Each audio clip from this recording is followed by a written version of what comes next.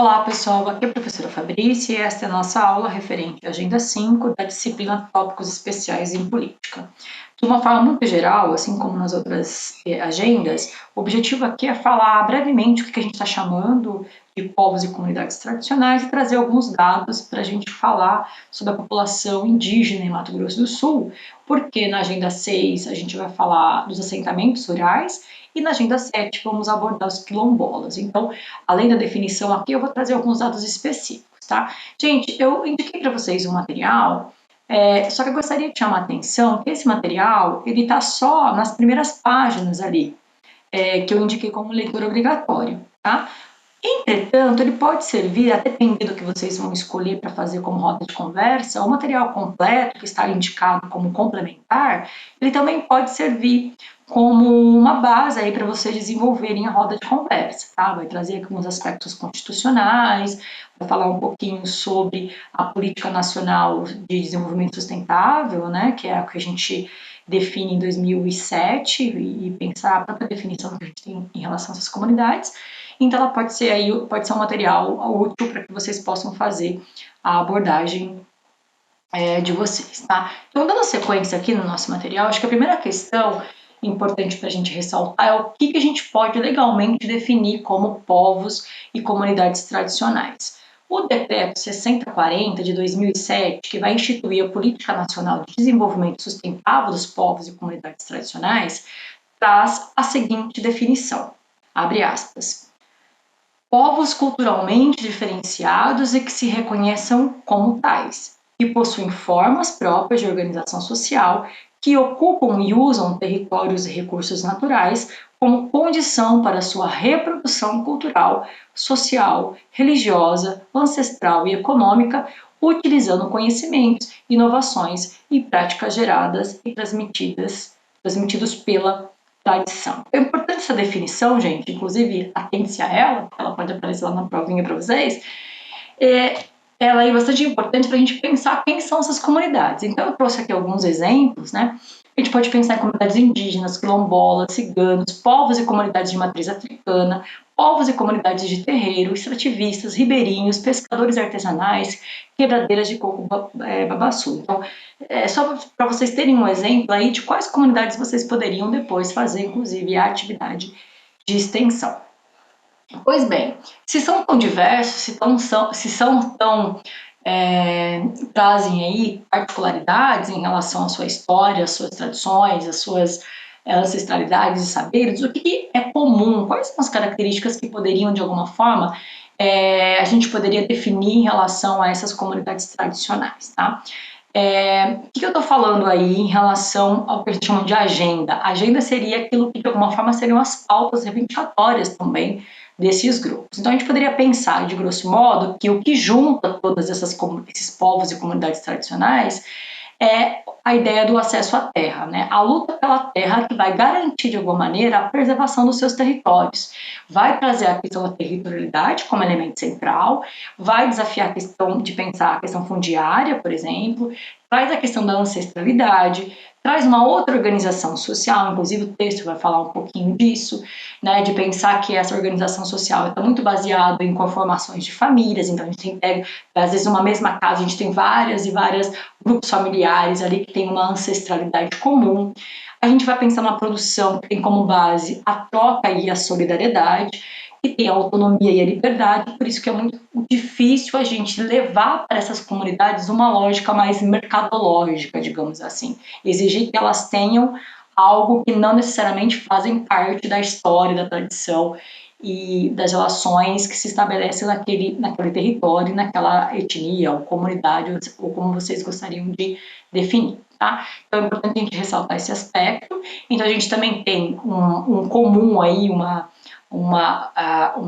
certa característica que convergem para esses povos e comunidades tradicionais, que é pensar as lutas históricas de resistência para que esses grupos, né, tenham seus modos de vida reconhecidos, compartilhados, que tenham as suas identidades e os próprios direitos. Então, tudo isso leva para a gente uma ideia de pensar que este acesso à terra garante a permanência, a preservação dos seus territórios e que, por sua vez, vai ser um elemento central para acesso a outros direitos, né? Como uma educação diferenciada, uma preservação desses modos de vida, uma saúde, uma educação muito específica, né? Então, a gente pensar em comunidades que tenham saberes sistematizados, que tenham reconhecimento ali dos seus saberes tradicionais, digamos assim, a possibilidade de reprodução dos seus costumes e valores. Então, tudo isso tem a ver com isso que a gente está chamando de acesso à terra, acesso ao território e direitos.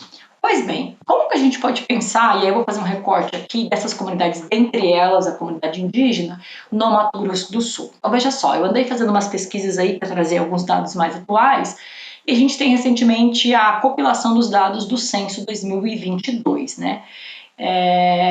Então, o que a gente poderia dizer, digamos assim?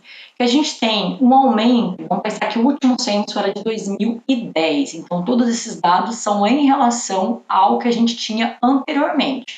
Inclusive, até tive um pouco de dificuldade de achar mapas específicos com dados mais recentes, porque grande parte deles estão relacionados aos dados de 2010, né? Porque esse material está sendo ainda analisado, avaliado, estudado, digamos assim, para que eles possam se transformar em dados de artigos científicos, de trabalhos mais sistematizados, tá? Então, o que a gente tem aí? Eu trouxe aí essa ideia de pensar que a gente tem o Mato Grosso do Sul como a terceira maior população indígena do Brasil, e isso significa um aumento de 51% no estado, porque hoje a gente conta com um total de 16.346 indígenas, o que representa 4,2% do total de habitantes do Mato Grosso do Sul.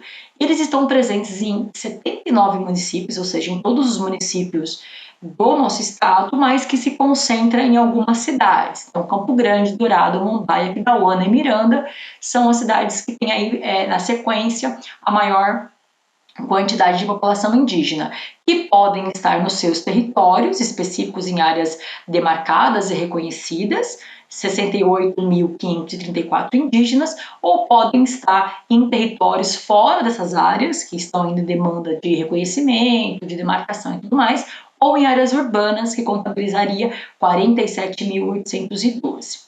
As maiores reservas indígenas do estado é justamente a de Dourados, né, as aldeias de Aguapiru e Bororó, com 13.473 indígenas, e a gente vai ter depois na sequência Mambai e Carapó. Vamos lembrar que todos esses dados estão vinculados aí ao censo divulgado e sistematizado pelo IBGE. Pois bem, quando eu pego lá o material do IBGE, eu vou ter aí esses mapas, digamos assim, né? Então, como eu procurei para a gente tentar sistematizar e ficou mais difícil de encontrar, eu trouxe o que o IBGE publica no seu material específico sobre a população indígena. Então, a gente pode observar que quando eu penso por pessoas indígenas em 2022, que é um censo, né? Por município, eu tenho esta situação relacionada ao mapa da esquerda, né? Então a gente tem uma concentração muito grande aí, Amazonas, Pará, desce ali uma parte Rondônia, Mato Grosso, e a gente observa o Mato Grosso do Sul também, porque nós somos a terceira maior população